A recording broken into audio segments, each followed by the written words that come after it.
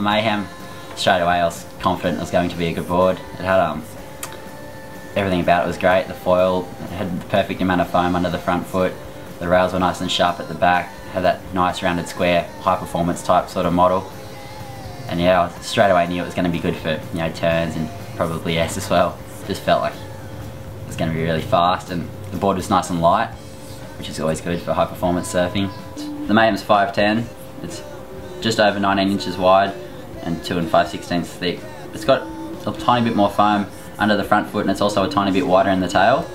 And I think it's that extra bit of foam in the tail really helps for like landings, so especially coming down from the air, it really helps like your ratio a lot, I think, with the percentages anyway. When I first rode the Mayhem, I was just getting used to how it turned, and from the moment I stood up, I could tell it was really easy to turn the board. It was pretty fast down the line. It was actually surprised me a couple of times. I went to take off down the line just to do a standard cutback, and it actually had a lot of speed through the flat sections. It was nice and easy to turn. It has a nice soft rail, so it was nice and forgiving through the flat sections. And then the second time I surfed it was in Groupwook. It was a bit better there. It was about 4 foot. The waves were actually standing up. It was great to come off the bottom. It had a lot of drive, and it was really loose off the top. When you hold the Mayhem under the arm, you can just feel how balanced and how light it is.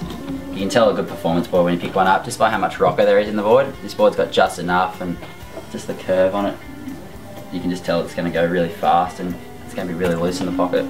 In the Mayhem, I rode Lee Wilson's new signature fin by Shaper's Fins. I found that it had a nice wide base, which allowed for plenty of drive, but it was a raked back fin, so it was really loose off the top. I find that you could ride that fin in almost any conditions. Yeah, I'd recommend the Mayhem for anyone trying to improve their surfing, and the fact that, you know, progression. If they're already doing turns and stuff, I think that board would be a good board to learn how to, you know, spice it up and try to learn different manoeuvres. It's got a lot of pop to it, and that wider tail would really help for any groms looking to do some airs. I think that would be the go-to board.